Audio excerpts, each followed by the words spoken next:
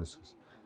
हाँ जी, पॉइंट 1 है, उसने कहा था करेक्टिंग एंट्रीज करो, ये भी रिक्वायरमेंट थी, और करेक्टेड स्टेटमेंट ऑफ प्रॉफिट और लॉस बनाओ। अच्छा सवाल इसलिए कहा था इसको कि बैलेंस शीट सही बनाना नलतर वाले में सीखा, इनकम स्टेटमेंट भी तो हो सकता था सही बनानी पड़े, ट्रायल को सही करना पड़ जाए कोई इतना मसला है नहीं, जैसे बैलेंस सही करना हमने सीखे थे वैसे ही कर लेते। लेकिन छोटी सी एक एग्जांपल, वो हमारी एग्जांपल 5 थी जो दरअसल आपके किताब से मैंने उठाई थी, ठीक है, जिसका नाम मैंने बदल के भाई का नाम रख दिया था। तो खैर चले कोई बात नहीं, ट्रायल भी सही करना पड़ सकता है, इनकम स्टेटमेंट भी सही करनी पड़ सकती है, इस लेवल तक जाए है मुश्किल, क्योंकि 7 से 8 नंबर का उसमें सवाल नॉर्मली इसमें से देना होता है, लेकिन जा सकता है। तो हमने तैयारी अपनी पूरी रखनी है, हो सकता है कि वो ज़रा ज़्यादा वेटेज इस सवाल को देके कुछ और कम कर ले और इस तरह का काम करवा ले, उसको अच्छा लगे, करेक्शन ऑफ एरर भी हो जाए, चलो थोड़ा सा उनकी इंट्रो भी चेक हो जाए, बैलेंस शीट इनकम स्टेटमेंट बनवा ले आपसे सही वाली, तो पता तो होना चाहिए, ठीक है। करेक्टिंग एंट्रीज करते हैं जी। सबसे पहले कहता है पॉइंट 1 में डिस्काउंट रिसीव्ड, आगे नहीं जाना, अपना काम करते हैं पहले जी। ओरिजिनल डन बाय अकाउंटेंट, वैसे ही आप लोगों ने ना मुझे छेड़ दिया, आप कहते हो गया मैं चला जाता।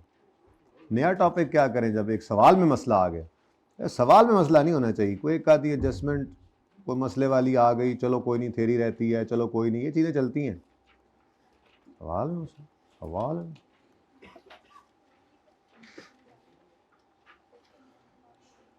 अच्छा जी,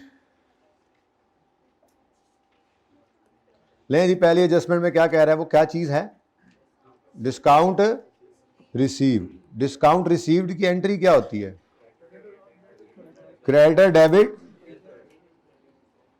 creditor debit, purchases credit. Discount हम लिख लेते होते हैं अपने समझने के लिए जरा ऐसे, हैं जी, कितने से, ये तो मैंने एडजस्टमेंट करवाई हुई है एग्जाम्पल 7 में। चलो खैर, क्रेडिटर डेबिट, परचेजेस क्रेडिट। बेटा देखो ये ब्लू का मतलब ही यही है कि एग्जाम्पल 7 में थी, नहीं तो मैं आपको दिखाता हूं। मैंने कहा चलो जरा देख लेना, चलो जरा अच्छा होता है, ये जरा देख लें जरा, अच्छा होता है वैसे बाय द वे, पता लगे नहीं निकली। ये 13 16 वही मैं कह रहा हूं। Discount receive 32 in January have been posted to debit of discount allowed. कहती है ना, इसका तो सोल्यूशन भी मौजूद है आपके पास। चलो खैर अब कर लेते हैं, अब बात इस तरफ आ ही गई है तो कहाँ गया, अच्छा इधर आ गया। लो जी, कोई बात नहीं, कोई बात नहीं, मसला आ गया तो फिर कर लेंगे जी। ये तो है ओरिजिनल एंट्री। वरॉन्ग क्या हुआ है, जनवरी 22 में ये डिस्काउंट रिसीव हुआ है, दिसंबर 22 ईयर एंड, अच्छा ठीक है। Have been posted to debit of discount allowed, यानी उसने सेल्स को डेबिट कर दिया। ये जो डिस्काउंट रिसीव्ड है ये डेबिटेड टू डिस्काउंट अलाउड हुआ ना, ये मतलब इसकी बात कर रहा है। ये मैंने तरीका समझाया आपको ऐसे, ठीक है, ये इसकी बात कर रहा है कि डिस्काउंट रिसीव्ड यानी कि जो ये क्रेडिट का 32 था ये डेबिट हो गया डिस्काउंट अलाउड, ठीक है। क्रेडिटर के बारे में चूक है तो ये तो सही है, अब सही करना है तो, और क्रेडिटर डेबिट होना था हो गया, कुछ ना करो, और परचेज क्रेडिट होना था नहीं हुआ, कर लो, और सेल डेबिट होना था सेल, शर्म करो शर्म करो शर्म करो, कॉन्फिडेंस लाओ। अच्छा बेटा ये देख लो, डिस्काउंट डिस्काउंट लिख लो, परेशान तो नहीं ना, डिस्काउंट रिसीव डिस्काउंट अलाउड, इससे मसला नहीं है। इधर देख लो ना, अपना काम यहां से सीधा हो जाता है, सेल्स क्रेडिट, क्रेडिट कर रहा हूं ना मैं, थोड़ा इधर करता हूं मैं, और सेल्स क्रेडिट, सेल्स बढ़ रही है, परचेज क्रेडिट, परचेज कम हो रही है, तो ये दोनों ही फायदे की बात हो रही है, ठीक है। एनीवेज परचेज क्रेडिट करना था, नहीं किया, थोड़ा सा और इधर ले आए, असल में ना वो जरा डेबिट दूर से नजर आए, डेबिट क्रेडिट अलग से, ठीक है जी। ये हाँ जी सही है, 32 और सस्पेंस बैलेंसिंग होता है। तो ये तो एडजस्टमेंट हुई एडजस्टमेंट थी, आपने थोड़ा सा मेरे साथ जो ज्यादती की है, चले खैर कोई बात नहीं। पता नहीं कौन सी एडजस्टमेंट थी, आप भूल के तो नहीं ये कह बैठे ये वाली एडजस्टमेंट मसला है? नहीं वाकई था इसमें। अच्छा सोल्यूशन मैंने भेजा तो था वैसे 6 और 7 का, ओरिजिनल रॉन्ग नहीं थी ना उसमें, हालांकि मैंने दिखाई थी पर नहीं है, बुक पे है। ओके गुड, इस एडजस्टमेंट की नहीं है। अच्छा चलो ठीक है, अब मसला कोई इसमें, चलें आगे। ये देखो ये एडजस्टमेंट भी होगी। Salaries of 29 paid in February have not been posted from cash book. बड़ी आसान एडजस्टमेंट, अब सारा सवाल ही करके जाएंगे। खैर है, कोई नया टॉपिक नहीं शुरू करेंगे। क्या हो गया जी? Salaries, salary expense debit, cash credit कितने से, कैश बैंक जो भी हो कितने से, 29 से, has not been posted from, यानी क्रेडिट तो हो गया था उसका, डेबिट नहीं हुआ। यही मतलब है ना, कैश की एंट्री अकाउंटेंट भूलता ही नहीं है। कैश तो क्रेडिट कर दिया, लेकिन वो जो मैंने कहा था बुक्स ऑफ प्राइम एंट्री में कैश की एंट्री होती है, फिर मेन लेजर्स में जाती है, या हो सकता है सब्सिडरी में भी साथ जा रही है अगर कंट्रोल अकाउंट मेंटेन होते हो तो, वो तो खैर बात की बात है। बहरहाल ये हर एंट्री कैश की यहाँ से डेबिट या क्रेडिट होकर रेलेवेंट अकाउंट में तो पढ़नी होती है। तो उसने सादा सी बात की है कि 29,000 की सैलरी पेड थी, वो पोस्ट नहीं हुई फ्रॉम कैश बुक, यानी कैश बुक, कैश क्रेडिट हो गया, कैश या बैंक जो था वो क्रेडिट हो गया, लेकिन वहां से पोस्ट नहीं हुई जहां जानी थी। तो जहां जानी थी वहां पे भेज दो। फिर सैलरी डेबिट होना था, सैलरी एक्सपेंस डेबिट होना था, नहीं हुआ, कर लीजिए। तो भी दिल नहीं कर रहा अगे जान, मैंने लगता है ना, तो भी हुण दिल लग गया करैक्शन ऑफ एरर नाल। कैश क्रेडिट होना था, हो गया, कुछ ना कीजिए, और सस्पेंस को क्रेडिट कर दीजिए। ठीक है जी, ओके।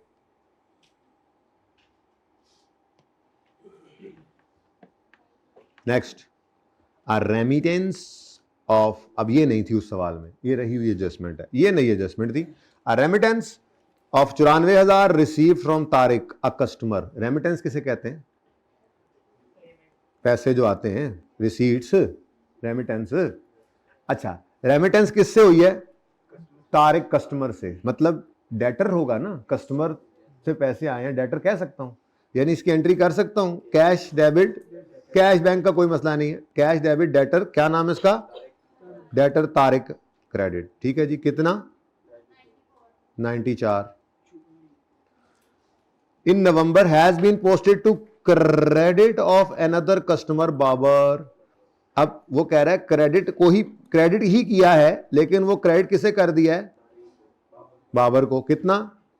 अब कैश के बारे में तो वैसे ही चुप है, कैश की गलती अकाउंटेंट करता भी नहीं है।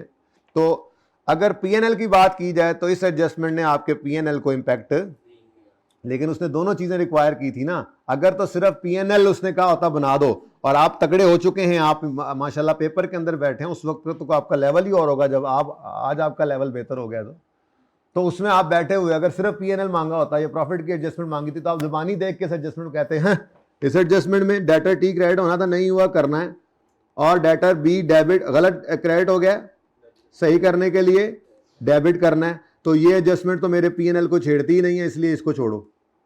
लेकिन वो तो तब होता है जब उसने करेक्टिंग एंट्रीज ना मांगी होती, उसने करेक्टिंग एंट्रीज भी मांगी हुई थी। ठीक है, तो ये अलग रिक्वायरमेंट है, और प्रॉफिट को सही कर, पीएनएल सही करके बनाना अलग रिक्वायरमेंट है। हाँ जी, आसान आसान एडजस्टमेंट थी। अच्छा, अब ये जो है ना, ये एक्रूअल की एडजस्टमेंट है। आपको याद है यूरा वाला सवाल एक्रूअल में करवाया था, एक छोटे क्वेश्चन जिसमें ट्रायल था, जिसमें 6-7 एडजस्टमेंट्स थी। नहीं याद तो मैं याद कराता हूँ ना, मैं किस लिए हूँ, मुझे अल्लाह ने इसीलिए तो भेजा है, मैं आपको चीज़ें याद कराता रहा करूँ। मुझे याद नहीं आ रहा केड़े चैप्टर से, करेक्शन ऑफ एरर में था, याद आ नहीं, IAS 23 में करेक्शन ऑफ एरर दिमागों मेरे भी नहीं निकल रहा वैसे, लेकिन चलो शुक्र है आप लोगों को समझ आ गई। ये जो एक भाई ने कहा ना थोड़ा कॉन्फिडेंस नहीं आ रहा, इसको तो मैं को मशवरा दे दूंगा। पहले एक आधा कहता था कि ठीक है, तो थोड़ा सा अप्रोच इस दफ़ा चेंज की थी मैंने। तो आप क्या कहते हैं ना, लेबॉर्ट्री थे आप आपका एक्सपेरिमेंट ठीक रहा है। मैंने कहा कि यार वो हर दफ़ा ही ऐसा होता है, इस दफ़ा ना एडजस्टमेंट ही सारी नखेड़ के, हर एक चीज़ को नखेड़ के पिटाई की ना हमने, तो वो पक्की हो गई। अब वो ऐसे ही है कि एडजस्टमेंट हर जगह से आती है, तो वो फिर आपके काबू में रहती है। पहले वो मसला ये आ रहा होता था कि बच्चा एक सवाल के अंदर एक सस्पेंस की एडजस्टमेंट करता था, अगले में वो मिस हो जाती थी, उससे अगले में आती थी, वो फिर भूला होता था उस बात को। इसलिए उन चीज़ों को इकट्ठा करके जब हमने पिटाई की ना, तो ये अब सस्पेंस की वो पता नहीं 18 एडजस्टमेंट्स आ गई इकट्ठी। अब भला बताओ, जितनी थी सारे पास पेपर में, क्वेश्चन बैंक में, सारी करने के बाद फिर क्या रह जाता है। ठीक है, तो थोड़ा सा आप बेहतरी फील करें। इस सवाल की बात करो, याद है ये, इसमें ये ट्रायल था, मैंने कहा था ट्रायल में पेड की फिगर आती है, इसमें एक स्टेशनरी था स्टेशनरी, मैंने कहा था इसको ध्यान से समझ लेना, ये आज आया है, ये बार बार आएगा, ये अभी आया है, ये आगे भी आएगा, ये एनपीओ के टॉपिक में, कैश फ्लो के टॉपिक में इस तरह से एडजस्टमेंट होती है। स्टेशनरी नाम बदल जाएगा, ऑफिस सप्लाईज कभी आ जाएंगी, कभी वो एनपीओ होगा तो स्टॉक ऑफ क्रॉकरी आ जाएगा। मतलब क्या है, कंज्यूमेबल नेचर की चीज। क्या चीज जी? Consumable nature. कॉलेज वालों के पास स्टेशनरी उन्होंने खरीद के रखी हुई है, ये स्टेशनरी उन्होंने किस लिए? बेचने के लिए रखी हुई है। बुक शॉप जो ऊपर है वो अलग चीज है, वो कॉलेज तो नहीं है ना। बुक शॉप तो एक वो अलग बिजनेस है, उसका अपना ट्रेडिंग का बिजनेस, वो चीजें खरीदेगा बेचेगा, उसकी बात नहीं कर रहा। कॉलेज वालों के पास ये जो आप पेपर देने के लिए सफा इस्तेमाल करते हैं, या जो टीएस जो है वो चेक करने के लिए यूज कर रहे हैं पेन, या जो इधर उस्ताद यूज करते हैं मार्कर, जो डस्टर, ये सारे स्टेशनरी आइटम्स ही तो हैं। अब ये स्टेशनरी आइटम्स कॉलेज वालों ने किस लिए खरीदे हैं? बेचने के लिए नहीं, कंज्यूम करने के लिए। लेकिन कॉलेज वालों ने 10,000 की स्टेशनरी खरीदी, सेशन एंड हुआ, ईयर एंड आया इनका, उसमें से 2,000 की बच गई थी, तो क्या सारा 10,000 एक्सपेंस में डाल देंगे? बोलो, कंज्यूम कितनी हुई? 8,000 की, वो पीएनएल में इनका एक्सपेंस बनेगा और 2,000 इनका एसेट बन जाएगा। ये सिखाया था यहाँ स्टेशनरी। ये देखो, बल्कि बड़ी बात भी हुई थी इससे, ठीक है, कि अगर तो सेलिंग पर्पस के लिए है तो सेल हो जाए, एक्सपेंस कॉस्ट ऑफ सेल मिलता है, अनसोल्ड हो तो इन्वेंट्री फिनिश गुड्स की बैलेंस शीट में आ रही होती है। और अगर बिजनेस यूज के लिए आपने कोई चीज ली है तो जो यूज हो गई वो एक्सपेंस बनती है कंज्यूम, और जो बच जाए वो इन्वेंट्री है एसेट्स के अंदर। स्टेशनरी का लेजर ऐसे बनेगा, किसी भी एक्सपेंस के लेजर की तरह से, जैसे ओपनिंग प्रीपेड क्लोजिंग प्रीपेड होता था, ऐसी अगर कोई स्टेशनरी उधार पे है तो पेएबल भी इसी में ही डाल दो, हर चीज नेट में निकलेगी। एक्सपेंस के लेजर में कैश इस तरफ और पीएनएल की फिगर इस तरफ, वही वाला काम है। तो सादा सी बात है, ठीक है। तो ये तो वैसे जरा रिवीजन करवाई आपको कि ये आपने पढ़ा हुआ था।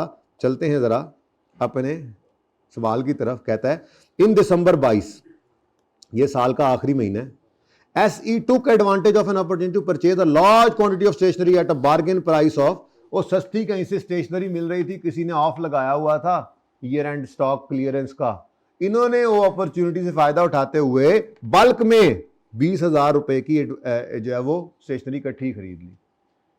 अब no adjustment have been made in accounts for the fact that 3/4 यानी कि 3/4 15,000 रुपए की स्टेशनरी, 20,000 में से 15,000 3/4 किसे कहते हैं? क्वार्टर किसे कहते हैं? चौथा हिस्सा, ठीक है, 1/4। तो वो कह रहा है कि 3/4, यानी अगर 4 हिस्से करें टोटल तो 3/4 क्या है? 3/4 इन वैल्यू। 20,000 का 3/4 जो of this stationery was in stock at year end, इसकी एडजस्टमेंट उसने नहीं की। ये तो गलती है ना बच्चों, ये तो रॉन्ग है। अब उसने क्या किया है? असल कहानी है पता है क्या है, लेकिन मैं आपको उसी तरतीब पे लेके जाऊंगा जो तरतीब सिखाई है आपको एक्रूअल के एडजस्टमेंट की। लेकिन असल कहानी पता है क्या है? असल कहानी ये है कि आपको पहले एंट्री करनी चाहिए थी स्टेशनरी डेबिट कैश क्रेडिट 20 से, और उसके बाद ईयर एंड के ऊपर आपने कहना था ये स्टेशनरी का स्टॉक है जी, stock of stationery stock debit. असल में तो ये होना चाहिए था stationery stock debit cash credit 20 से जब खरीद के लाते, और ईयर एंड पे देखते कितना इस्तेमाल हो गया, 5 इस्तेमाल हो गया, तो 5 को करते stationery expense debit stationery stock credit, ठीक है। ये होना चाहिए था ओरिजिनली। अब वो कह रहा है कि ये एडजस्टमेंट नहीं हुई, ठीक है। तो ऊपर वाला काम इसका मतलब हुआ पड़ा कि स्टेशनरी कैश। अब ये इस तरह से ना थोड़ा कंफ्यूजिंग होता है, ठीक है, कि ये होना चाहिए था तोड़ के। मैंने आपको इसका तरीका आसान क्या बता दिया है, तो यही बात, ठीक है। तो उन्होंने 20 से एंट्री कर रखी है, करेक्टिंग एंट्री क्या करनी है आपने? असल में ना उसने स्टेशनरी की जब एडजस्टमेंट नहीं की तो स्टेशनरी एक्सपेंस ही सारे का सारा उसने डाल दिया भाई 20, उसने एडजस्टमेंट नहीं की। अब मैंने इसका तरीका आपको बताया था, ये भी तरीका ठीक है, लेकिन आसान तरीका क्या था? मैंने आपको कहा था एक्रूवल के एडजस्टमेंट में आपने ईयर एंड पे खड़े होकर सही वाली कंबाइन एंट्री कर देनी है। सही वाली, इधर से सही वाली कंबाइन एंट्री क्या है? कैश क्रेडिट हुआ 20 से, बोलो एक्सपेंस डेबिट हुआ 5 से, बाकी स्टॉक। ये कर लोगे तो आसानी रहेगी। बाकी कोई एंड पे एडजस्टमेंट करना चाहे ना तो 5 की एडजस्टमेंट भी कर सकता है। वो एडजस्टमेंट होगी, सारा एक्सपेंस डाला हुआ है ना, 15 की एडजस्टमेंट करनी पड़ेगी उसको। क्या करना पड़ेगा? असल में ये तो होना चाहिए था, मुश्किल वाला काम है, लंबा चौड़ा, ठीक है। इसके अंदर 5 रुपए एक्सपेंस में जाने चाहिए थे और ये 20 और 5 का नेट स्टॉक में पड़ा होना चाहिए था। कैश तो क्रेडिट हुआ है, लेकिन वो कह रहा है कि उसने ये 15 रुपए को कोई खातिर में नहीं लाया, यानी सारे का सारा एक्सपेंस ही पड़ा हुआ। और सही है। तो अब पढ़ो जरा एक दोबारा। इन्होंने एडवांटेज लिया और 20,000 no adjustment have been made in account for the fact that 3/4 value of this inventory was in stock at year end. कहता है 3/4 स्टॉक में पड़ा है, इसको लिफ्ट नहीं कराई। मतलब उन्होंने क्या कर दिया, सारे का सारा एक्सपेंस में डाला, जैसे ये अकाउंटेंट करता होता है। बचपन वाली एंट्री इसको जहन में थी कि स्टेशनरी खरीदी। आप याद करो, इंट्रो में शुरू के अंदर स्टेशनरी खरीदने की एंट्री यही होती थी। जितनी स्टेशनरी, उस वक्त आपने अक्रूवल भी नहीं पढ़ा हुआ था ना, शुरू में जब बिल्कुल बेसिक्स पढ़ रहे थे, तो स्टेशनरी खरीदने की एंट्री क्या की थी आपने, सैलरी पे करने की एंट्री क्या की थी आपने, रेंट पे करने की एंट्री क्या की थी आपने। जब आपको अक्रूवल का नहीं पता था तो आपको एक ही एंट्री आती थी, एक्सपेंस डेबिट कैश क्रेडिट। तो ये वही वाला अकाउंटेंट आपको पता है। तो ये असल मसला है, लेकिन ये लंबी कहानी है। मैंने आसान तरीका आपको क्या बताया हुआ है, आसान तरीका क्या बताया हुआ है, आप सही वाली एंट्री करो। एडजस्टमेंट 4, यही एडजस्टमेंट में शायद मसला था आपको, ठीक है। एडजस्टमेंट 4 में आपको जी स्टेशनरी एक्सपेंस जी 5 रुपए, पहले स्टॉक कर लो, स्टेशनरी स्टॉक। वो कहता है जी 20 का 3/4 जो है वो स्टॉक में है, ठीक है जी। कितना बनता है? 15, ठीक है। ये 15 स्टॉक में, और फिर स्टेशनरी एक्सपेंस 20 में से 15 अगर स्टॉक में है तो बाकी इस्तेमाल हो गया। और कैश क्या है, ये ऐसे कर लो, ये मैंने एक एंट्री की, ये ऐसे कर लो, ये 2 एंट्रीज की हुई हैं, बात तो एक ही है। लेकिन वो जरा आसानी से काबू में आ जाती है। एक्रूवल की हर एडजस्टमेंट मैंने उसी तरह से करवाई है कि ईयर एंड पे आके सोचो कितना एक्सपेंस, कितना प्रीपेड या पेएबल। इससे याद आया एक एडजस्टमेंट मैंने 10वें सवाल में कराई थी। चलो अब उस पर जाते हैं वापस, जरा याद करवाना। वो जो डिसऑनर नहीं हुआ था चेक, वो जरा, बल्कि उसमें बता दिया था ना पेएबल, एंड पे पेएबल, रेंट पेएबल की एंट्री करनी। बस फिर ठीक है, वो मेरे जहन में ऐसे लगा, मुझे लगा शायद नहीं होता है। अच्छा सुनो, ये भी बिल्कुल ठीक है कि उसने क्या किया जी, उसने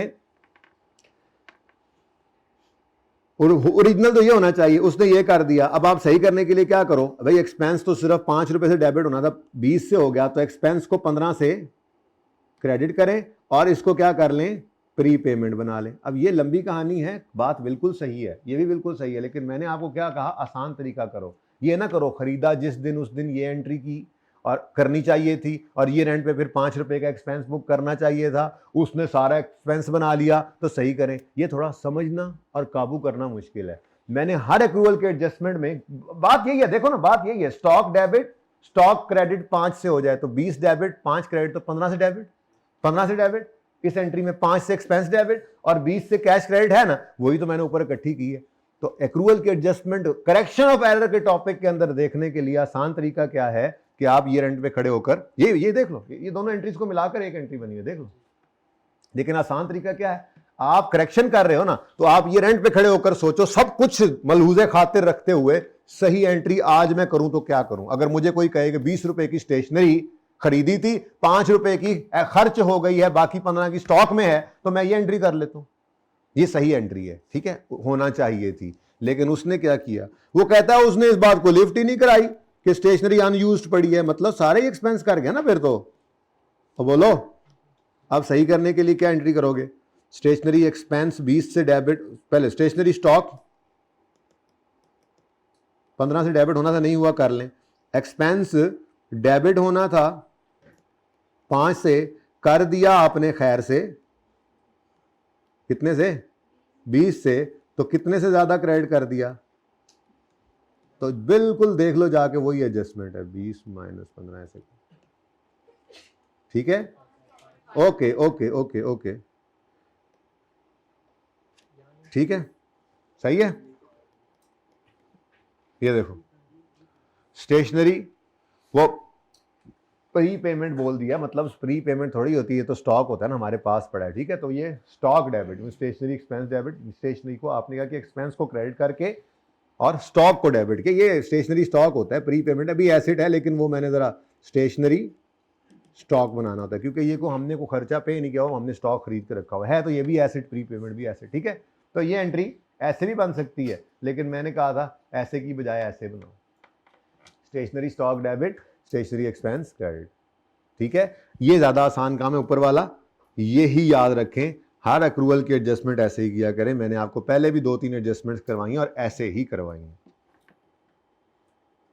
stationery stock debit, stationery expense debit, cash credit होना चाहिए था यार, वैसे आज ज्यादा पढ़ना था चेंज इक्विटी का, जल्दी करो अब। Stationery expense debit, cash credit किया उसने, ये कैसे पता लगा? ये असल बात थी। वो कहता है no adjustment have been made in account the fact that 3/4 in value of this inventory was in stock. इसको लिफ्ट नहीं कराई कि 3/4 यानी 15 रुपए स्टॉक में पड़ा है। इसका मतलब कैश तो क्रेडिट किया है, फिर उसने अगर स्टॉक नहीं 15 रुपए का बनाया तो क्या किया उसने? सारा एक्सपेंस आउट किया, ठीक है। हाँ जी, कोई रह गई है? ये एडजस्टमेंट तो आपने की हुई है। Payment of 41 to Waqas has been posted in his personal account as 14। Payment cash credit, ये क्रेडिटर होगा हमारा ना, जिसको पेमेंट कर रहे हैं। कितनी पेमेंट, कितनी है? पेमेंट ऑफ 41, तो ये होनी चाहिए थी एंट्री यार, ये फिर नहीं हिट करेगी, चलो खैर। क्रेडिटर वकास है, क्रेडिटर वकास 41 से डेबिट, कैश क्रेडिट होना चाहिए था। वो कहता है has been posted in his personal account as कितना? 14। अब कैश के बारे में तो चुप नहीं है, कैश तो सही होगा, क्या ख्याल है? ये एडजस्टमेंट भी की हुई है हमने, याद है कुछ? कहां गई? ये तो कोई और है, ये कौन सा है? चलो यहीं से देख लो यार, ये ओरिजिनल रॉन्ग रेक्टिफाइंग यहां समझ नहीं आ रही, सॉरी, इधर ही आ जाए जी बेटा। ये एंट्री होनी चाहिए थी, कर ही ले, हो गई है ये एंट्री, कर दीजिए सही एंट्री। नहीं देख, नहीं नजर आ रहा, इधर चलते हैं, मैं दिखाता हूं यार। ये एग्जांपल है ऑलरेडी हमने की हुई। कौन सी एडजस्टमेंट है? पेमेंट ऑफ 18वीं तरमीम है ये, 18वीं तरमीम, पेमेंट ऑफ 41, ये देखो यहां पे की हुई है। रेक्टिफाइंग एंट्री भी मैंने आपको सोल्यूशन दिया हुआ था, ठीक है। चलो खैर कर ही लो, अब यहां तक पहुंच गए तो जी। हाँ, लाइन लिखी हुई है कोई? Yes, has been posted in his personal account. Personal account किसे कहते हैं जी? उसका अपना अकाउंट, हाँ कोई नहीं, लुकन की लोड नहीं, हाँ उसका अपना अकाउंट, इंडिविजुअल अकाउंट में 41 की पोस्टिंग होगी। तो दूसरी चीज के बारे में क्या कह रहे हैं? चुप है ना, तो सही है बेटा। नहीं, payment to Waqas has been posted in Waqas account, उसके अपने अकाउंट में गया यार, हद हो गई यार। अकाउंटेंट तुमने गलती की थी, लग गया पता कि तुमने गलती की थी भाई, समझ आ रही है? वो उसकी पेमेंट थी, उसी के अकाउंट में पोस्ट हुई है, पर्सनल अकाउंट के, तुम्हारे पर्सनल अकाउंट में, उसी की बात हो रही है कि payment to Waqas creditor was posted in his personal account. मसला क्या हुआ है? 41 की पेमेंट थी, 14 की पोस्ट हो गई, ये गलती थी, ये मैंने करवाई हुई थी एडजस्टमेंट, शुक्र है नजर आ गई है। देखो ना ये मैंने अभी नहीं लिखा यार, चल रहा है तेरी मेहरबानी यार, मिला हुआ है तुम्हारे साथ। चलें जी, ठीक है, आपको समझ आ गई है। अब जरा करेक्शन करें, इसकी करेक्शन करें, गल ही कोई नहीं। ये हिल रहा है, ये भी नहीं हिल रहा, अब हिल पड़ा जी। करेक्शन, मुझे लगता है ये उसकी वजह से कुछ हो रहा है, ये प्रोजेक्टर छेड़खानी कर रहा है। इधर सब गयो आ गयो। लो जी, क्रेडिटर डेबिट होना था, क्रेडिटर CRS क्रेडिटर्स होता है, क्रेडिटर WG डेबिट होना था, 41 से 14 से हुआ तो 27 से मजीद डेबिट कर दें और 7 पेंस को क्रेडिट कर दें। मुक्या नहीं मुक्या? सवाल मुक्या नहीं मुक्या? अभी भी रहती है। A remittance of 30 received from Naveed, a customer, has been credited to. Very easy, very very easy, very very tasty tasty ji. Remittance है जी, कैश आया है, कैश या बैंक डेबिट, और डेटर का नाम क्या है? डेटर नवीद. कितने से? वो कहता है a remittance from debtor Naveed has been credited to sales. ये इसकी बात हो रही होती है. रॉन्ग एंट्री समझे. ये मैं आजकल आधा दिन भी इसीलिए लगा रहा हूं और लगाता रहूंगा जब तक आपकी तसल्ली नहीं होगी. थोड़ा बहुत कॉन्फिडेंस भी जो रहता है वो भी आ जाएगा इंशाल्लाह. अभी आप लगे रहें इसके ऊपर. जो सवाल दे रहा हूं वो मेहनत से, जज्बे से, लगन से, शौक से करते रहें. ठीक है, जो सवाल है वो करें, कोई बात नहीं. नहीं समझ आएगा तो 10 बार समझा दूंगा, कोई मसला नहीं. लेकिन आपकी एफर्ट है जिसने आपको कॉन्फिडेंस देना है, आपकी एफर्ट ने. मैं तो सारे सवाल करा ही गया हूँ तकरीबन, पर उससे वो फायदा नहीं होगा जो आप खुद. अच्छा हो गया ना, अलग अलग एडजस्टमेंट्स की, आप वो एक पैकेज मौजूद है, पूरा सवाल आप इकट्ठा कर लेते हैं, आपकी प्रैक्टिस हो जाती है. ठीक है, रिवीजन में कम क्वेश्चंस होंगे. मैं देखूंगा रिवीजन प्लान के अंदर कितने क्वेश्चंस डालने हैं जी. सेल्स 30 से क्रेडिट हो गई हैं. कैश के बारे में तो खामोश है, तो सही है. अब कैश डेबिट होना था, हो गया, कुछ ना करें. डेटर क्रेडिट होना था, नहीं हुआ, करिएगा. और अच्छा, अब ये देखें, ये जो रेक्टिफाइंग एंट्रीज है ना, इनमें आपने ये एब्रीविएशन यूज नहीं करने मेरी तरह. मेरा तो पेपर पास है जी. बात समझे कि नहीं? हाँ, आपने नहीं करनी, आपकी रिक्वायरमेंट है, मेन रिक्वायरमेंट है आपकी, तो आपने वैसे ही पहले सफ़े किया होता है. लो जी, रेक्टिफाइंग एंट्रीज आ गई.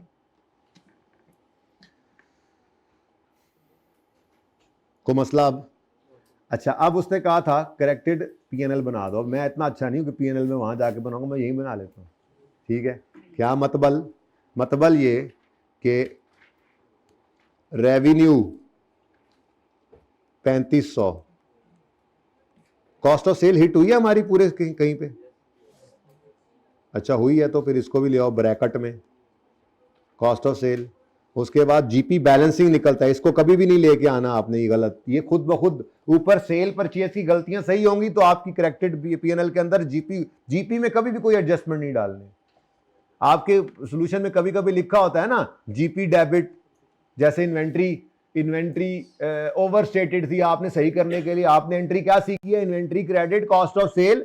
मैंने जान के कॉस्ट ऑफ सेल कहा हुआ है, उसमें वो जीपी भी लिख देता होता है सिर्फ एंट्रीज कहे तो मतलब जीपी तो डेबिट हो रहा है ना, मतलब प्रॉफिट तो कम हो रहा है. प्रॉफिट क्यों कम हो रहा है? कॉस्ट ऑफ सेल बढ़ रही है. बात तो एक ही है, लेकिन खुदा ना खास्ता कभी इसीलिए पहले दिन से वो सिखाया था, खुदा ना खास्ता कभी ये काम करना पड़े तो आपको ये आदत ना हो over statement under statement of inventory की, कि जीपी को आप हिट करते हो. जीपी को हिट नहीं करना, कॉस्ट ऑफ सेल को हिट करें, वो जीपी पे खुद ब खुद असर आ जाएगा.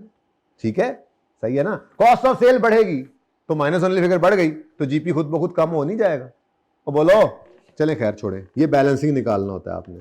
अच्छा, एडमिन एक्सपेंसेस में भी शायद को गलती हो.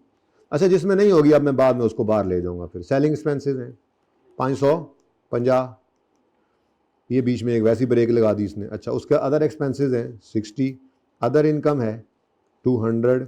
अब शुरू हो जाते हैं जी.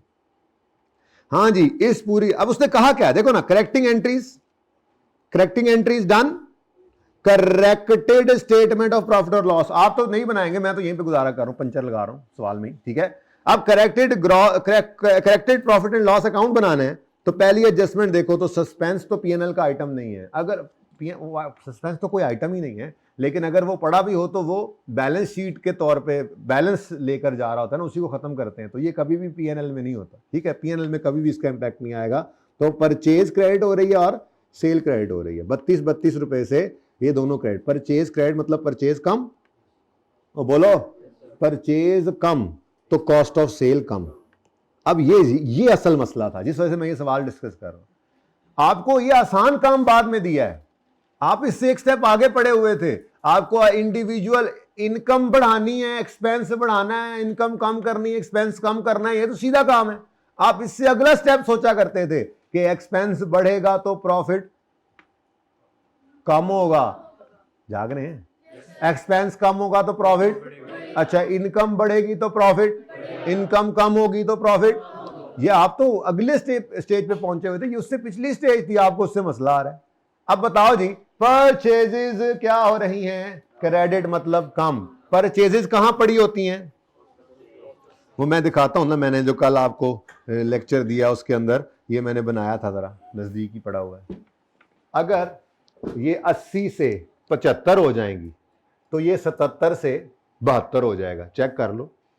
क्योंकि ये ऐड होने वाली चीज है ना, कॉस्ट ऑफ सेल के डिब्बे में परचेज ने ऐड होना है, अगर इसको कम करेंगे तो कॉस्ट ऑफ सेल कम हो रही है, ठीक है। अच्छा, तो परचेज कम तो मतलब इथे ही है, परचेज कम तो कॉस्ट ऑफ सेल कम, किसने से 32 से। नेक्स्ट, और जी सेल क्रेडिट तो सेल भी कम। अब सेल क्रेडिट का मतलब होता है सेल बढ़ गई। अच्छा, अब सेल बढ़ गई तो प्रॉफिट बढ़ा लें, और भाई हमारे पास सेल मौजूद है उसी को बढ़ाओ, एंड पे जीपी खुद ही भी बढ़ने लगा है, ठीक है। तो फिर प्लस प्लस। तो बस ये थोड़ा सा मसला था कि बात आसान थी लेकिन मुश्किल पहले किया हुआ था तो आसान मुश्किल लग रहा था, ये इतनी सी बात। इससे मसला आ रहा था ना, नहीं आ रहा होगा, कहो ना, मैंने टाइम जाया ना, मुझे लगे मैंने, हाँ आ रहा था ना मसला इसमें, देखो कितना मसला आ रहा था। अच्छा, बहुत मुश्किल था, देखो बहुत मुश्किल था। अच्छा, अगले एडजस्टमेंट में आओ तो सैलरी एक्सपेंस। अच्छा, अब चुप हो ना, चुप, एक्सपेंस ही है ना, चुप हो तो उसको सेलिंग एडमिन में डाला करो, ठीक है। फैक्ट्री के खर्चे जो होते हैं ना वो कॉस्ट ऑफ सेल में आते हैं, लेकिन ये जिस लेवल का पीएनएल आपने पढ़ा हुआ है, अगला लेवल तो आपने आगे जाके पढ़ना है। मैन्युफैक्चरिंग अकाउंट भी आपने पढ़ा हुआ है? अच्छा, फिर ठीक है। बहरहाल अगर वो खैर है, कुछ नहीं, फर्क नहीं पड़ता। आप वेजेस क्या है कि उसको कॉस्ट ऑफ सेल, प्रोडक्शन की वेजेस क्या है कि कॉस्ट ऑफ सेल में डाल दें, या उसको आप वैसे को खर्चा कह दें, कोई सेलिंग एक्सपेंस कह दें। तो सैलरीज लिखा हुआ है, हम कहीं भी रख सकते थे, मैं इसको एडमिन एक्सपेंस में डाल देता हूँ। सेलिंग में भी डाल सकते हैं, कॉस्ट ऑफ सेल में भी डाल सकते हैं, अदर में ना डालिएगा बस। अदर एक्सपेंस के अंदर नॉर्मली होता है लॉस ऑन डिस्पोजल हो गया, या आपने जो नहीं पढ़े हुए अभी WWF WPPF के कॉन्ट्रीब्यूशंस आते हैं, डोनेशंस आते हैं, अदर एक्सपेंसेस में इस तरह की चीज़ें। अदर इनकम में कोर एक्टिविटीज हट के कोई भी काम है ना तो अदर एक्सपेंस अदर इनकम में। बातें ना करें, थोड़ा दूर दूर होकर बैठे हैं, आज काफ़ी देर से बातें चल रही हैं। ये सवाल कर लिया था आपने, ये बार सवाल किया आपने, आप तीनों ने किया है? किस किस ने किया? चेक कराओ मुझे ज़रा, ओपन करो जिस नहीं ना किया, आपने भी नहीं किया ना, बातें भी करें फिर, ताकि कोई मौका अगर है समझने का आज वो भी निकल जाए। कोई ऐसा काम ना हो जाए हमसे कि पहली टर्म में पास हो गया पेपर तो लोग क्या कहेंगे, चुप करके बैठे, लोग बातें करेंगे। अच्छा जी, चले जी, अब इसको किस कहीं पे फेंक दें जी, एडमिन में डाल देते हैं। Admin expenses, expense debit, expense बढ़ा, एक्सपेंस का बढ़ना एक्सपेंस में बढ़ेगा, एक्सपेंस का बढ़ना एक्सपेंस में बढ़ाओगे ना, कितना 29। यार वो लास्टिंग वाला खुला पड़ा, देखे ना लास्टिंग मैंने कहां पे ऐड कराया था, मैंने बंद कर दिया। अच्छा, वो खुद ही बंद हो गया था बेचारा। ऐसे जरा बंदा कहता है ना, पिछली बारी मैं की कीता सी, जरा पता तो लगे, पिछली बार की गोली कराई सी, अगे निकल गया उस्ताद काम। हाँ, एडमिन में ही है, सुभान अल्लाह। पिछली बार भी गोली यही थी। अच्छा जी, नेक्स्ट अगली एडजस्टमेंट देखो भाई, इसमें पीएनएल को क्या हिट पड़ रही है, कुछ नहीं। उससे अगली में देखो तो एक्सपेंस। अच्छा, अब ये एडमिन एक्सपेंस ही होता है नॉर्मली, अनलेस कि वो खुद कह दे अल्टीमेटली एक्सपेंस। अच्छा, एक्सपेंस ये cost of sale, manufacturing concern की स्टेशनरी जो फैक्ट्री में लगी हुई है वो कॉस्ट ऑफ सेल ओवरहेड में चली जाएगी।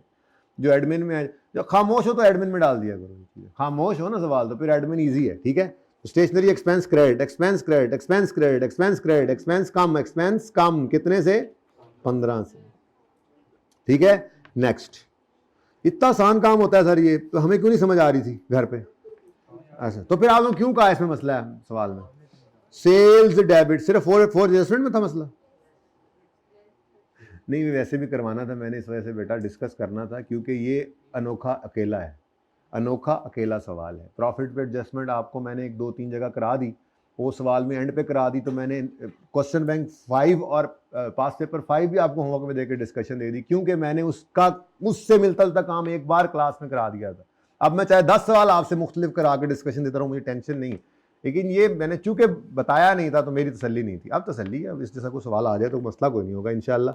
सेल्स डेबिट, सेल्स डेबिट बढ़ गई, यस सर, खुदा हो, सेल क्रेडिट नेचर की चीज है, डेबिट मतलब कम होगी, तो कितने से कम हुई? 30। चलो जी, लो जी एडजस्टमेंट्स हो गई। अच्छा मैं तो अपनी नई वो पीएनएल बना रहा हूं ना,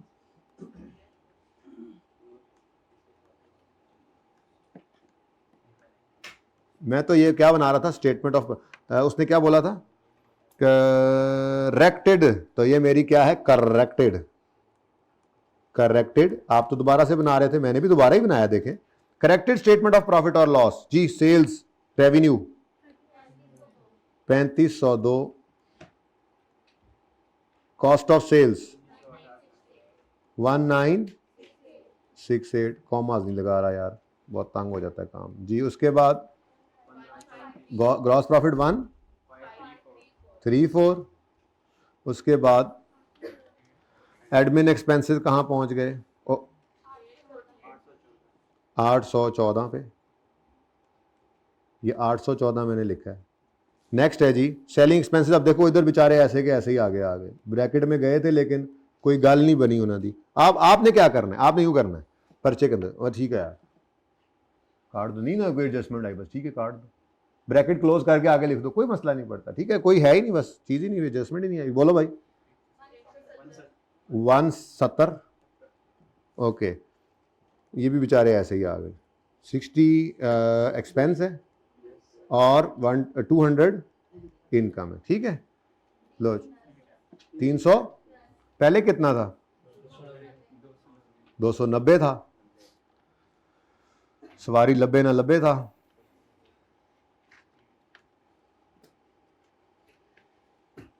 चलो ठीक है फिर, चलो जी आपका सवाल ये हो गया 310, ठीक है जी। तो ये भी एक सवाल आ